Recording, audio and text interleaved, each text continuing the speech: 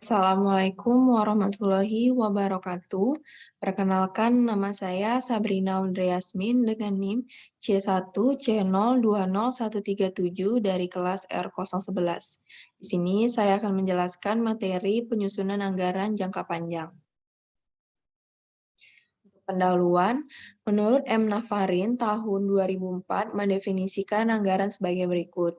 Anggaran adalah suatu rencana keuangan periodik yang telah disusun program-program yang telah disahkan. Anggaran merupakan rencana tertulis mengenai suatu organisasi yang dinyatakan secara kuantitatif dan umumnya dinyatakan dalam uang dalam jangka waktu tertentu. Penyusunan anggaran merupakan suatu kegiatan yang penting dalam perusahaan. Anggaran dapat dijadikan pedoman untuk melakukan aktivitas perusahaan guna mencapai tujuan perusahaan. Anggaran merupakan alat yang efektif bagi perusahaan untuk melakukan perencanaan dan pengendalian atas aktivitas perusahaan. Adapun pokok bahasan yang akan saya bahas, yang pertama yaitu pengertian anggaran jangka panjang, yang kedua penyusunan anggaran jangka panjang, yang ketiga penyusunan anggaran operasional, yang keempat perhitungan arus kas masuk bersih, yang kelima metode penilaian usul investasi, dan yang keenam analisis risiko dalam keputusan investasi. Pokok bahasan yang pertama yaitu pengertian anggaran jangka panjang. Anggaran jangka panjang merupakan bagian dari program. Anggaran jangka panjang merupakan pedoman dari penyusunan anggaran jangka pendek. Anggaran jangka pendek merupakan rincian dari anggaran jangka panjang. Dalam penilaian rencana atau unsur investasi, ada beberapa faktor yang perlu diperhatikan, seperti yang pertama arus kas atau cash flow yang terdiri atas arus kas masuk bersih atau net inflow of cash adalah kas yang berasal dari hasil bersih investasi yang diusulkan tersebut atau proceed, dan arus kas keluar bersih atau net outflow of cash adalah kas yang diperlukan untuk usul investasi tersebut atau outlay.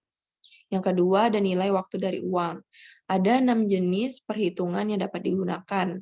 Yang A, nilai majemuk, B, nilai majemuk dari anuitas, C, faktor dana pelunasan, D, nilai sekarang, E, nilai sekarang dari faktor anuitas, dan F, faktor kembali modal. Dan yang ketiga ada biaya modal atau cost of capital atau beban modal atau expense of capital. Adalah biaya yang dikeluarkan untuk memiliki modal. Biaya modal dalam pengertian ini sama dengan tingkat diskonto atau discount rate yang dapat dijadikan nilai sekarang. Untuk pokok bahasan yang kedua yaitu penyusunan anggaran jangka panjang. Data-data untuk anggaran jangka panjang yaitu yang pertama penyusunan aset tetap menggunakan metode garis lurus, yang kedua kebijakan jualan dan belian, yang ketiga harga jual, yang keempat anggaran sediaan produk jadi akhir, yang kelima biaya bahan baku standar, yang keenam tarif upah standar tenaga kerja langsung, yang ketujuh sediaan bahan baku akhir, yang kedelapan upah tenaga kerja langsung, yang 9, tambahan modal kerja, 10, taksiran penghapusan piutang dan cadangan penghapusan piutang, dan yang ke-11, anggaran biaya overhead. Untuk pokok bahasan ketiga yaitu penyusunan anggaran operasional. Data-data untuk anggaran operasional yang pertama yaitu anggaran jualan, yang kedua anggaran produk, yang ketiga anggaran biaya bahan baku, yang keempat anggaran biaya tenaga kerja langsung, dan yang kelima anggaran laba rugi. Yang keempat, perhitungan arus kas masuk bersih. Ada beberapa metode yang menggunakan dasar perhitungan arus kas masuk bersih atau AKMB. Yang pertama yaitu arus kas masuk bersih tanpa bunga. Bila unsur investasi tersebut dibiayai seluruhnya dengan modal sendiri, maka untuk menghitung AKMB digunakan rumus sebagai berikut. AKMB sama dengan laba setelah pajak ditambah penyusutan. Kedua, ada arus kas masuk bersih dan bunga. Bila unsur investasi dibiayai dengan utang atau modal sendiri yang mengakibatkan pembayaran bunga, maka perhitungan arus kas masuk bersih atau AKMB harus ditambahkan lagi dengan bunga setelah dikurangi pajak bunga. Dengan rumus, AKMB dan bunga sama dengan laba setelah pajak bunga ditambah penyusutan ditambah dalam kurung 1 dikurang pajak. Untuk pokok bahasan yang kelima yaitu metode penilaian usul investasi. Metode penilaian usul investasi yang dapat digunakan antara lain, yang pertama masa pulih atau payback period, adalah jangka waktu yang diperlukan untuk memulihkan atau mendapatkan kembali modal yang diinvestasikan.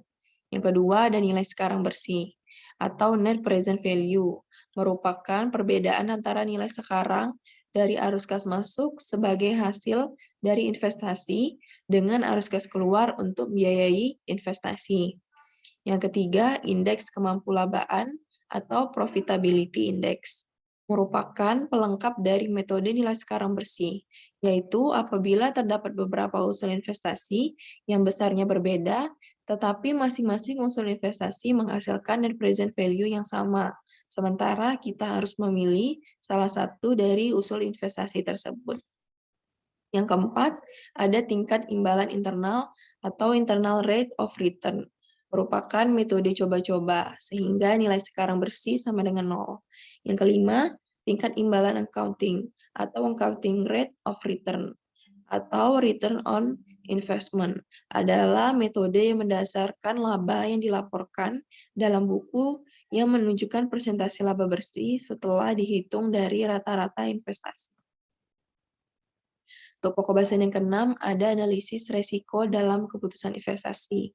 Untuk mengukur resiko dari unsur investasi, digunakan rumus standar deviasi dan koefisien variasi, seperti yang ada pada gambar. Baiklah, itulah hasil presentasi saya. Mohon maaf bila ada kesalahan. Saya akhiri, wabillahi taufiq wa hidayah. Wassalamualaikum warahmatullahi wabarakatuh.